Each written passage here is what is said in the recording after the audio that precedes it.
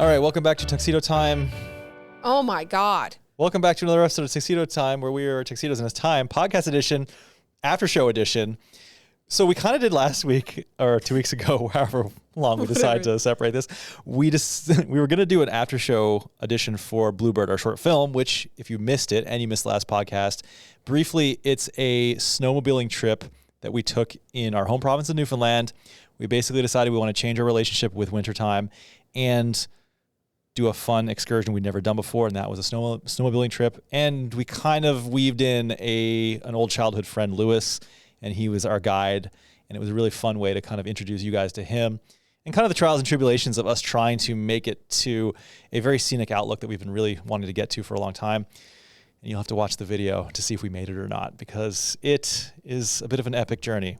It's definitely an epic journey. It definitely did not go as we planned originally. Yes. But, every good adventure always has a alternate kind of story or some story arcs, Every right? good adventure has misadventure.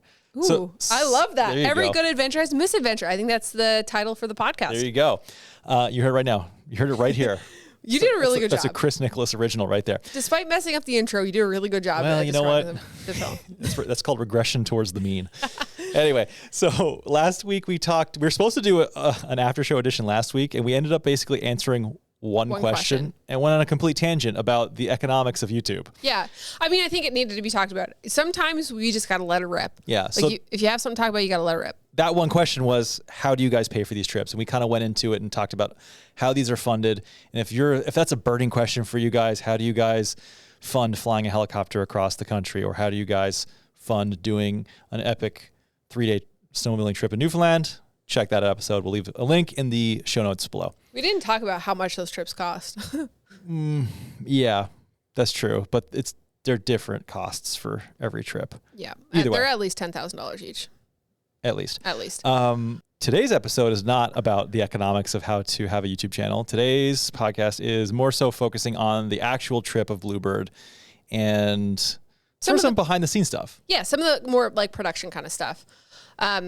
So when we were going into, first of all, let's just say we shot this film in March of 2023. Right. And we sat on it basically for better part of a year. We sat on it because I didn't want to put out a winter themed video in the summer. Right. Because we filmed it at almost beginning of spring, late winter, early spring. I mean, it was starting to be spring in Buffalo. Yeah. It was probably starting to be spring everywhere outside of Newfoundland. True. So we decided to not sleep on it, but I basically rough cut it and then set it aside. And then we went into heading west until basically November, because it didn't make sense to put up, winter themed video in the summertime. And I wanted to save it for winter to inspire people to change their perspective on winter and get out there and, experience the winter and not, be sad and down because the weather sucks for 4 or 5 months. Yeah. And I think that was a nice way to do it. It was probably not what most YouTubers would do. Well, I definitely not sure if I would post another hardcore video like that during that week of Christmas. Yeah, but also that's the thing, right? Is December 29th was when it was released. Yeah. Which was a Friday. Right. I was at work on Friday during the premiere. Yeah, I mean it was slow going, but much of our audience was at work too. Yeah, it picked up on Saturday and Sunday, and there's a significant jump there, which I don't have any regrets. Right, actually. but you're also not going to post it, and normally we post our videos on Sundays. Yeah. You're not going to wait till Sunday on a holiday weekend, which would have been what, Christmas Eve? New Year's Eve. Oh wait, New Year's Eve. Sorry. Yeah, so it's you're not going to post a video on New Year's Eve. Yeah. That's not going to either do well either. So I think that initially the views kind of lagged because not many people they're going to see 49-minute video when they're at work, and they're like, oh, I'm not going to watch that. Yeah. But then the views picked up 24 hours later. The line was back into the middle of our average views. So yeah, it worked out, but I wouldn't put too much stock in the performance just based on posting it over the holiday weekend. The funny thing about the performance of the films in the series is that I have so much fun and they're so fulfilling that I just don't really care. Yeah. Whereas the other videos that I feel like are made for more searchable stuff, I care more on whether they perform or not. You also have a weird thing where, well, not weird, but it's if you have a sponsored video. Yeah. Where your livelihood is tied to that, you want that to do better numbers. Ironically, because they have faith in you, right? And they paid for it. Right, because there's been money exchanging hands, so you want to feel like a sponsor got their value Yeah, but you also can't look at the value in the first week of that video. You really have to go back and look at it over the last 6 months. Right. But we're not talking about that. We're talking about Bluebird, the film. It is really difficult to film something and then sit on it and then pick it back up 6 or 7 months later. But I was really excited and motivated because I feel like the story was pretty interesting. I did a lot of pre-production ahead of time. We're actually planning this trip for 2 or 3 years. We were going to do it in 2020, obviously. We all know what happened. And then we just didn't. And then finally we were like, okay, like, let's make it happen. March 2023. So I did a bunch of pre-production and basically said, like, this is what the story is going to be. I know there's going to be highs and lows. So, like, this might be a low point or this might be a high point, just kind of like laying it out in my head.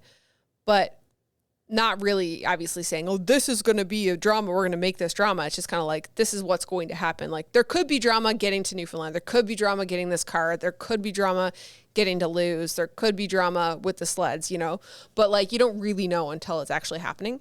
So I basically planned it all out, made this whole graph of what the story was going to be in case nothing happened.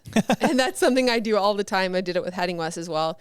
Plan out what the story is, what the concept is, and then whatever happens, happens. If nothing happens, then you have a story. If a bunch of things happen, then you have an even better story. And a bunch of things happened and we had an even better story. Yeah. So how much of what plot points or what parts of the story were completely spontaneous and not planned for? The entire thing with the rental sled was not planned. The overheating, not planned. We shouldn't say planned. Yeah. Because it's like an unforeseen, maybe better. Unforeseen. Yeah, unforeseen. So I think going into it, we had planned that, you know, we were going to pick up Lewis, get to the West Coast, get on the sleds and make it to the gorge. And for me, I think it was like the weather is the only thing that's in the way. If we get a good day, we're going to get to the gorge. What was unforeseen was all of the things that led up to us, spoiler alert, not making it to the gorge on that first day. Mm-hmm. So you really had to watch the film to really understand this podcast. Yeah. But, you know, obviously we got to the west coast of the island after picking up Lewis in the center part of the island. And this snowmobile trip took place on the west coast, near Grossmoor National Park. We didn't actually make it into the park. But Lou had lined up for us to use his sled, which was a Skidoo Expedition, I believe. And then he borrowed his buddy's high performance Skidoo, which was a free ride. So it's like a super high performance. Like a mountain sled. A mountain sled. Of course, like you can't really predict what the conditions were going to be. Like right. we could have gone out there and there could have been no snow. We could have gone out there and it could have been perfect. We went skidooing and there's no snow. We went out there and the conditions were ice, basically. And so we went for a trial run and a bunch of things kind of led up. There's actually more things that led up to the issue than what we actually put in the video. So when we got there on the first night, we were supposed to get on the sleds to go out for our test run, but we wanted to interview Lou first. So we interviewed Lou. That took about an hour. By the time we sat down with him, got him used to the camera, did the interview. That took about an hour. Then by the time we got on the sleds and we got to the gas station was closed. So had we not done the interview, the gas station wouldn't have been closed and we would have had the gas and we would have known that they didn't have park passes. Right, so, but I don't think that would have ultimately changed things. It wouldn't have, but it was just one of those other things that just kind of like made things. Pushed everything a little bit later, right? And they can watch the full film to appreciate all of the small little setbacks that we encountered that ultimately ended up in us not necessarily having the outcome we intended. Right. But as far as like not just the foreseen versus unforeseen difficulties, after, say, you interviewed Lou and after the trip was all done, what parts of the story emerged to you that you weren't planning on telling? The whole BMX thing. Originally, the story was supposed to be about changing your mindset about winter. I realized, like, our audience does not know Lou. We have to introduce Lewis to our audience, make them like him, and then form a connection between Lou and Chris. Suddenly, there was this story about your past in BMX and your relationship with Lewis that blossomed up that was not planned. And it right, just there's no interview questions really, other than like, how do you guys know each other? Because that was like the natural question to ask. Right. And so during the interview, when we asked Lou, like, how did you guys meet? And he said from BMX riding. Then we were like, oh, that's like, let's poke a couple more questions. Like, can you tell us more about that kind of thing? Mm-hmm. And I think that's the interesting thing about when you're like interviewing somebody, it's like listening to their answers and then like thinking about what could be a good story thread. So I wasn't expecting that to happen. So when I got back and I started editing his voiceover, I was like, oh my God, like not only is like this really interesting, but it's really cool to show like this background of you, Chris, like that our audience has never seen. And it also helps that, the year is, the range of years is 1999 to 2006. Yeah. And we have like video footage of all of that. We do, yeah. Thank God you put all of those videos on Facebook. I ripped them off Facebook. They're so low quality. They are, but they worked out perfectly. So that was definitely a story thread that I wasn't expecting. And it just so naturally happened. Like there was a bunch of references because you and Lou were such close friends and that was the relationship that you had was riding BMX. There were all these like little threads that happened during filming that kind of threw back to that moment. And I didn't really realize it until after I started editing. And I was like, oh my God, wait now. He said, oh no, you're not going to get hurt because there's no handrails. And then like that was an inside joke that you are able to now have the audience in on because we explained what a handrail was. Exactly. And how you grind them on BMX bikes, Right. So had I not dove into that side of it, that kind of like inside joke wouldn't have made sense to anybody. And I still probably think that it went over a lot of people's heads. Probably. But to me, it was one of those things where it was like, this is a piece of the story that ties into the intro of this. And so like, what do I need to explain at the beginning of this video for this kind of joke to land? Right. And the funny thing is that he said that comment before we even did the interview. Yeah. Like that was just him laughing at me because he knows that I got wrecked on handrails all the time. Yeah. Yeah. It just kind of goes to show like the relationship you guys had, right? And how close you are. Yeah. None of the things that like happened were scripted. Everything was just like, we're filming what we're doing. Right. I had questions for Lou. Lou didn't read off a paper. He just talked. Same with your interview. It was a little bit different because I had the framework of the story. And so I knew like, oh, there was this joke about handrails and Lou was talking about how you guys met. And so like, can you tell me more about how you met? And then can you talk about how you were getting hurt? Right. And then you getting hurt came up again. Like when we picked up Lou and you're like, I'm really afraid I'm going to get hurt. And he said, there's no handrails. You're going to be okay. And then when you rode his free ride a little bit later in the film, it kind of was a little bit of the throwback to that like Daredevil Chris Nicholas of like, just jumping on a high performance sled with no experience and like trying to do wheelies and doing tricks and things, right? So classic Dunning-Kruger. Yeah. And then there was like a little bit of like, nostalgia there where you guys were talking about, how the tables have kind of turned between you being able to do all the crazy tricks and Lou being jealous. And now like Lou can do all these tricks and you're jealous kind of thing. Yeah. Jealous, quote unquote. Like, not actual jealousy, but like. Yeah, it's interesting. Yeah, and then of course tying the end thoughts up at the end of the way you guys felt during your childhood about the winter time and the relationship between BMX and the winter. That's a good point because that was sort of an afterthought, and I didn't realize it until we were kind of doing that interview at the end that like we started with the BMX. Both Lou and I and all the rest of our friends would always just wish the winter was over. I mean, we literally would go to parking garages and ride our bikes when there's still snow on the ground to get our, quote unquote fix. Right. It's like we're just hopping up and doing tricks on curbs, not fun at all in the grand scheme of things. But when it's compared to not riding your bike at all, like that was fun to us, like going to parking garages. And so we would be counting the days that winter's over. But now, yeah, it's definitely flipped. Yeah. Like Lou is so into like sledding and skidoo or snowmobiling or whatever that he now looks forward to the winter, which is a complete 180. So I think, that's a good point. Yeah. So it kind of, obviously tied into the original concept of changing your mindset on the winter time. Yeah. And like, for us going into it, maybe not necessarily loving winter, but then being around somebody who dies for the winter. Yeah. Like, but yeah, the BMX thing was like a story thread that I just wasn't expecting. And that was really fun to pull together in the edit and like kind of pull out. You kind of have like the story of like this trip that's happening, right? And, okay, we're going to Newfoundland and then the trip happens and, we can't do the thing. And then, and we run out of, gas and, now there's weather. And then, you kind of have this like arc of like the story climax and then it's kind of coming down and it's documenting what we're doing. Right. But then there's like the thing of like, we're changing our mindset of the wintertime. And like, this is the experience that we had and the thoughts that we taken away from it. And then at the end, like, was this a good experience? And then there's like the BMX thing, which is like character development kind of thing. I do also like I didn't realize it until you put it in the edit, which was, I think, masterfully done. Oh, when Lewis was like talking about how he was the only, I assumed that like when he took us to the sinkhole, that it was just like a common spot for him to go. And he's like seen it. It's like, us taking people flying over Niagara Falls. It's like done 1,000 times. Yeah. But he's like, no, I've never been down here, man. I've never been able to convince anyone to come down here with me. I was like, wait, what? I just thought like this is a common thing for him to do. But he's like, no one else would come down here with me. So I've just never been down here before. Yeah. I'm like, oh, I was like, you just knew I'd be down for it. He's like, oh yeah, I just knew you'd be like, didn't even think twice. You'd definitely come down with me. Yeah. Daredevil Chris Nicholas. I think that's the funny thing is because like you are a risk taker, right? You love the thrill. You can hear it as you're sliding down. You're like, fuck the rope, and you're just like dying laughing. It's the best to hear you like that because it's just like, pure joy. But like, yeah, when he was like, yeah, I've never been down here, and like the way you reacted, you're like, what? And it was like you just followed him into this hole, and you were like, whatever, it's all good. Like, he's gonna go, so I'll go. There's a rope. No one can go wrong. No big deal. But I think it's like a perfect testament to like the type of person that you are, where you're like willing to take calculated risks, maybe more so than me, and but also kind of figuring it Lewis out later. just knowing for like without just knowing that you just knowing I'd be down for it. 100%. Yeah. Kind of like a testament to like us knowing each other for so long. Yes, for sure.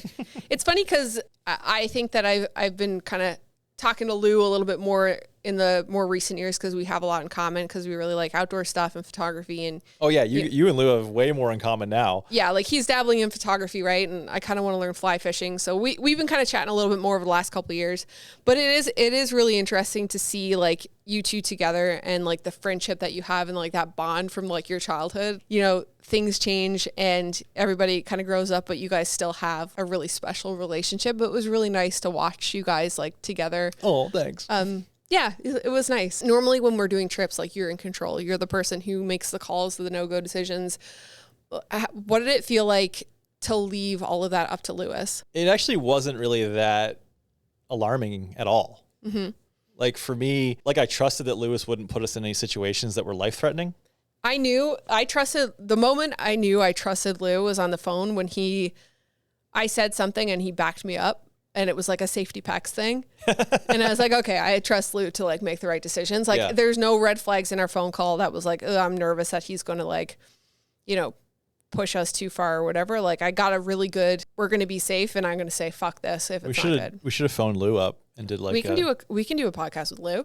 Yeah. But I was going to say that it's also, you never know the pressure some people might feel, especially when like you're dealing with friends, right? Yeah. And he's like, you can almost picture like, oh God, these guys are coming all this way to do this for the first time. They got 3 days. We got to make this work, and then add on top of that, like where we offered to foot the bill basically for everything. Yeah. Fuel, accommodations.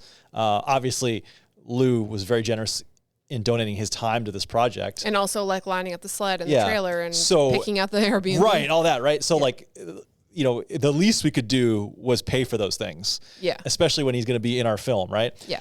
But, he probably at some point thought there's this thing in the back of your mind. I would imagine people would very easily be like, oh God, this person's paying for this and they're expecting this experience. I don't want to let them down. Yeah. And that's always a tough thing in any industry, right?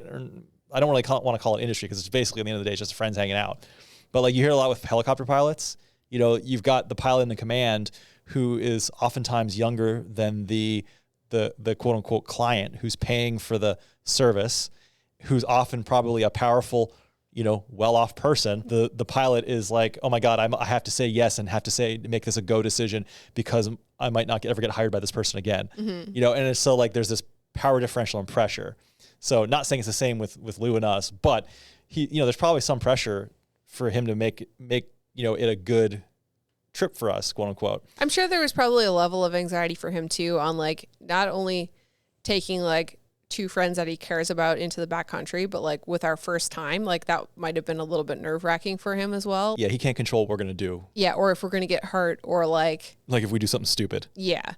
So I know there's probably like a little bit level of that, but I think that he's like a very like safety conscious person. I got that from the phone call. And I think we were pretty clear up front, like this is what we want to do, but like if we can't make it, it's also okay.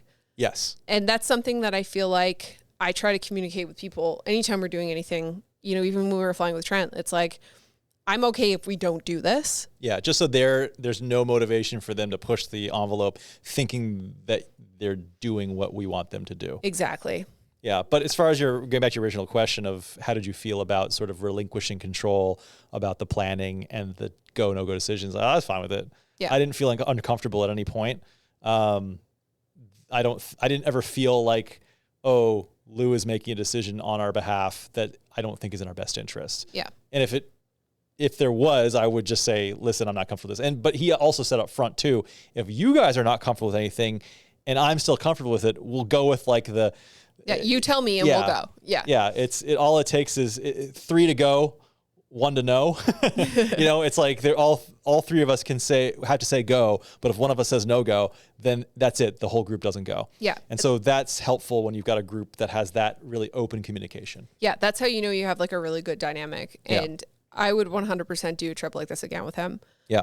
Round 2 for sure. Yeah. Maybe, I also maybe think fishing next time. I also think that, when you also look at the baseline for what's considered a stressful situation, you and I probably have maybe a little bit higher threshold than most people have had, just with the nature of helicopter travel, the nature of, my job as a physician doing procedures on people. There's a level of intensity that, it kind of reestablishes the baseline. So things that aren't necessarily things that might be intense for somebody else is not quite intense for us. That's probably a nice way to say it. Like it might not blip on our radar as high as somebody who maybe doesn't have that level of adventure. Yeah, I think that's correct. I also feel like because of our experiences with adventure that you and I have a pretty good sense of like, oh, this is a red flag. Yeah. Oh, this thing is happening and we need to take a second and be like, what is happening? Why is this happening? And like, how is this going to fuck us later? Yes. And also to your credit, for the person who basically plans all of our emergency kits, plans all of our what ifs. Yeah. You probably went, if you look at take 1,000 people who went on a first time Skidoo trip, compare what you brought and what you had as contingency plans to the average person, you were well above average. Maybe. I mean, I'm definitely no survival expert at all. Yeah. But what I'm saying is if you take a sampling of 1,000 people who are going on their first Skidoo trip, yeah, you were the top 1% of those people. You know what I mean? Yeah. I mean, I was definitely prepared in terms of because you're no stranger to danger. You're no stranger to adventure is what I was going to say. Yeah, for sure. I mean, I don't have a lot of experience of backcountry stuff, but I mean, I learned. I mean, you do though. I mean, I guess. Backcountry helicopter trips? Yeah, I guess. Yeah. I guess when you put it like that. You're the opposite of Dunning-Kruger. You have such little confidence in yourself and such more experience than most people. I just I look at I think I compare myself to the people that I watch on the internet who but they're are doing the most extreme 50 days and one year go from the Ngava Peninsula all the way to Newfoundland. That's Justin Barber. You're talking about Justin Barber. Justin Barber, yeah. It's insane. That's insane. And you have people like Karina who's solo female out in the woods, just overnight, canoe, whatever. And I'm like, I can't do that. When I see that, I don't compare it equally to backcountry helicopter, helicopter trips or travel or whatever. But regardless, you're in the backcountry alone. Well, with you and I. Yeah. Self-sufficient. Right. That's being out in the backcountry. Yeah. Yeah, I guess you're right. And I just feel like such a noob. I just, I feel that's good. I having have so much having imposter syndrome is what will keep you alive. Yeah. I think there's so much to talk about with Bluebird, but I definitely learned some things from that trip. I learned that we can do hard things and that our bodies, I mean, even from heading west, same thing. Our bodies can do some pretty crazy shit. But I also learned that if you're going on a vehicle, and I should have known this from the helicopter, to bring a fuel siphoning hose. Oh. And it's something that I think I might want to add to my truck. That was one of the things that we didn't really talk about. There's a line that alludes to it when I think Lou says something about she doesn't have a hose. He said, I looked in there, there's no hose. Yeah. That was basically, he meant a siphon because we were talking about how we had a full tank of fuel. We didn't even register on the fuel gauge as being on the expedition because it had so much fuel compared to the Polaris that he rented. Yeah. So we could have gotten in and out. Voyager, I think it was called. Yeah, we could have gotten in and out if we were had a method to transfer the fuel from our sled to his. Yeah, that's it. The crazy thing is that I watch a lot of these backpacking and survival videos, right? And they always talk about the 10 essentials that you have to have, right? fix-it kit, illumination, fire, There's like 10, I think. You got a fancy acronym for that? I don't know. I don't know what it is. There's no acronym. I'm sure there is. I should look it up. But anyway. Food, shelter, fix it. Yeah, it's like food, fire, fix it, shelter, illumination, insulation. Anyway, there's more. But fuel, like having a fuel siphon is just not something that would be on my radar for things. And, so there's like a lot of things that you can fix, but like, it's just, I lost my train of thought. You were saying there's something you learned. Oh, yeah. So when we were out there, like the funny thing is if we had a fuel siphon, we would have made it to the gorge. Yes. And it's just like one small piddly piece of kit that made the difference between us not making it and us making it.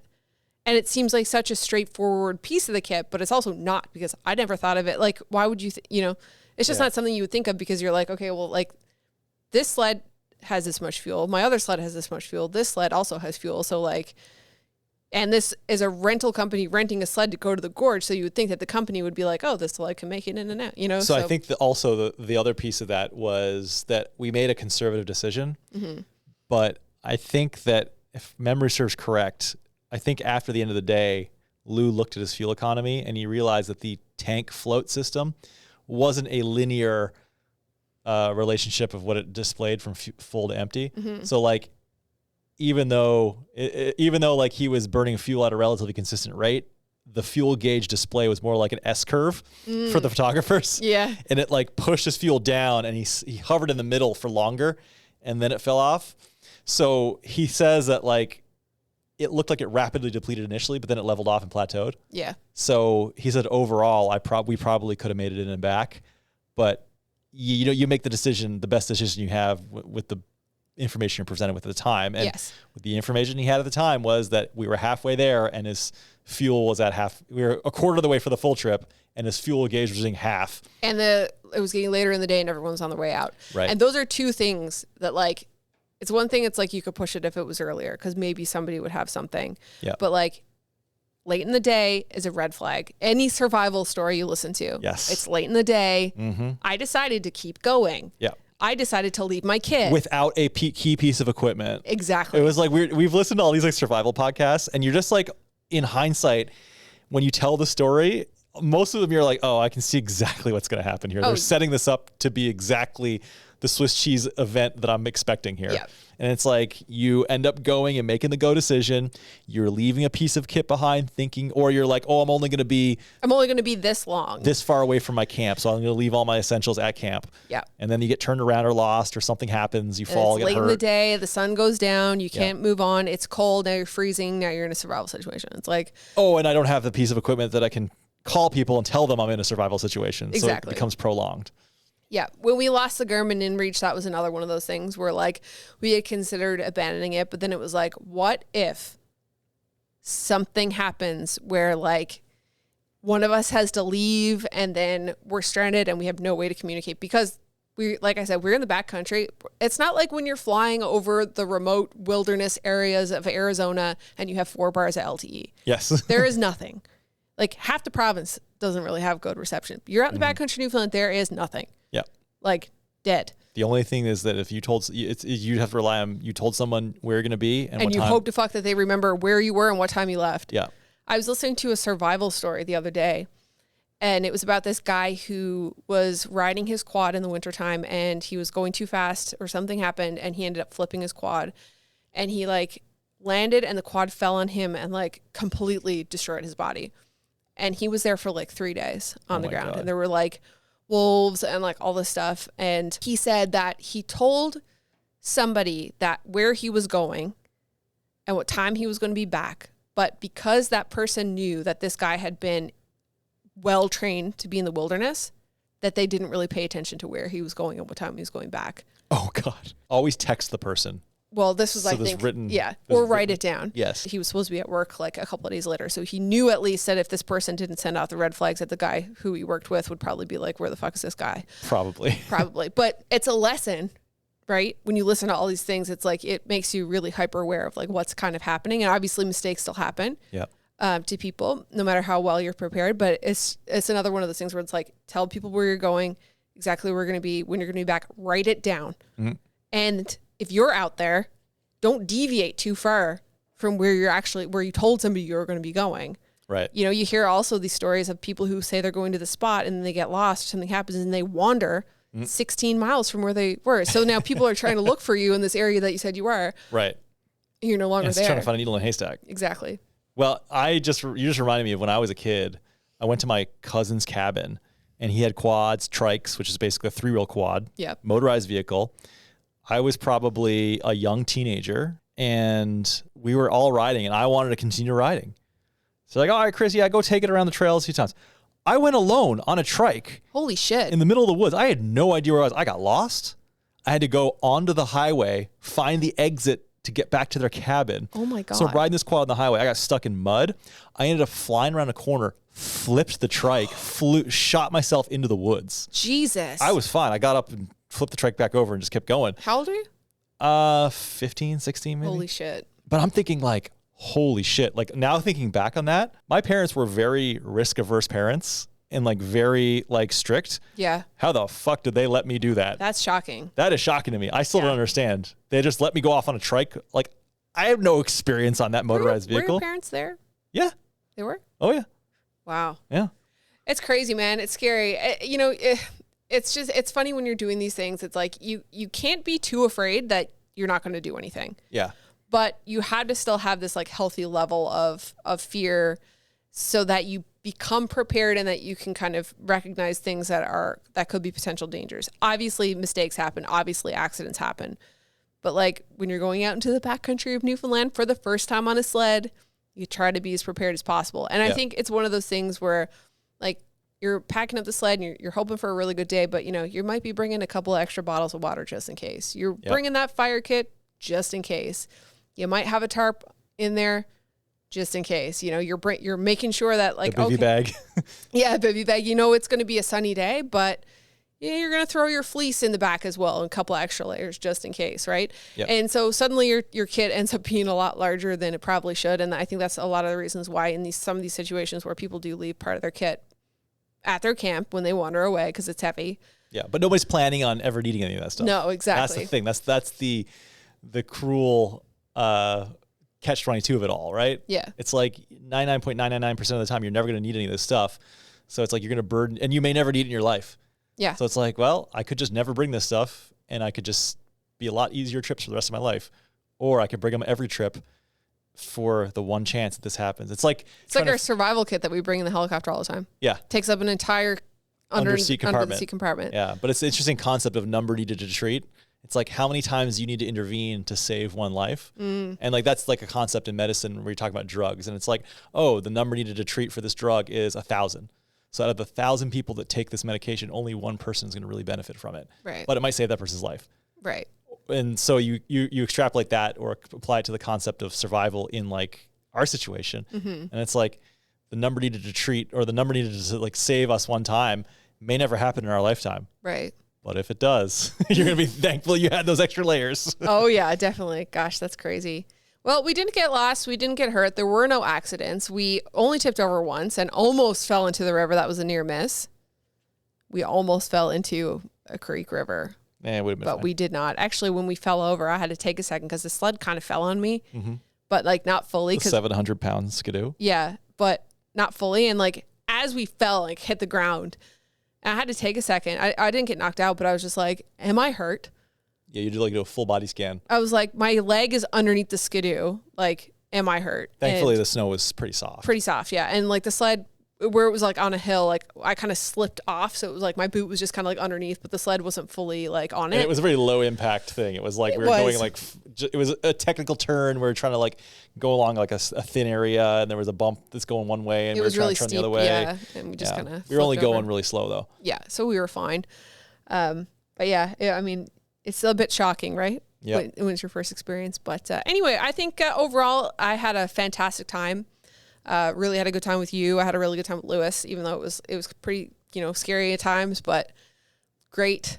Would you do it again? Definitely. Would you? Oh yeah, for sure. We get into the gorge next time. Yes, We definitely. got to get into the gorge next time. 100. I hope so. Lewis also planted the seed about like this cabin that he says is out in the middle of nowhere where you can like rent the whole cabin and the capacity is like 10 guests. And Really? you could basically skidoo out to the cabin stay in the backcountry, and they'll provide like a full staff of like caterers basically to like cater the stay. That'd be pretty sweet. But you'd have to do it with a group to make it like economically feasible. Sounds expensive. Yeah. Speaking of expensive, when are we going to get our own Skidoo? Interestingly, I had a talk with a coworker, Gary, about that today. Today? Yeah. Okay. And Gary said, Gary, who works with me. Gary, who has an off-road vehicle, who I've been trying to get on the go for camping. Yeah, Gary, who grew up very outdoorsy and has all the same interests as us, particularly Becky. He was basically saying, because he used to own a Skidoo, and he said he sold it because it just didn't make sense. He was like, here, man. He's like, Doc, listen, here, how many months of winter do you get? Look out right now. It's early January. We have had one snow. The ground isn't even frozen. Yeah. So like the 2 months you get, the ground might not even be frozen when you're going out, and it just turns into mud. He's right. I feel like if we were going up to like northern Canada, yeah, that would make sense. Like Muskoka area up in the Crown Land. Yep. I could almost see a scenario where you have like a 2-man sled, kind of like Lou's expedition that we were riding, with like a sled on the back that you could carry a canvas hot tent and a wood stove, and then kind of. Oh, she sought this out already. Oh, sorry. Yeah, I have. Like you go, you go on your kind of like you go in, you set up your tent, maybe you home base there, frig around a little bit, maybe you move again, or just like maybe it's just skidooing a couple kilometers into the wilderness and setting up tents and doing that and then skidooing out. But yeah, you're right. I mean, like there's just not enough snow to justify the cost. Yeah. If you're using them 5 to 6 months a year. Yeah, great. But he was telling me, he was like, he's even seen a change in our climate just from his winters growing up as a kid here. Really? And he was telling me, he was like, yeah, like I'd be able to use my Skidoo like 4 or 5 months out of the year. Like I would Skidoo to like places, like to go to the store, to go to get breakfast, he had a bunch of his buddies who would go on trails and they'd spend the Saturdays just going around and they'd cover hundreds of miles. Wow. And he was like, those were like the golden days. But he's like, now like the winters are so mild. Wow. That it just doesn't make sense to spend. And also the prices have changed too. Like he was like, you used to be able to buy like a top line Skidoo for $8,000. Yeah, they're like 20 or 30 grand now. Yeah, and he's like, now you're spending as much as you would on a car, like $25,000 to get like to top line Skidoo. He's like, that just doesn't make sense to have 2 crappy months. Yeah. Yeah, you're right, for sure. And I mean, even if you were like, oh, we'll go to Canada, that's still, now you need a trailer and then you're going 4 hours at least. It's like the whole thing where we were talking about like, okay, if we want to buy land somewhere, do we want to buy it how far away from our house? Do we want to be close? Do we want to be far? Yeah. And that's always the case. It's like, yeah, you want to be out there, but also like you're going to use it less if you're 5 hours away. Yeah, for sure. Well, if we want to go skidooing again, we can go back to Newfoundland, call up Lou, and they pretty much have snow until June. So. Yes, bye. All right. Well, I think we're going to end it there. It's 39 minutes on the clock. Thank you guys so much for watching. If you want to watch our movie, we will leave it in the description of this podcast and also on our show notes, beckyandchris.com/podcast, whatever episode number this is. And yeah, let us know, I guess, on Twitter or at Threads, wherever, if you have any more things that you'd like us to talk about. And we'll make another podcast. All right. Bye.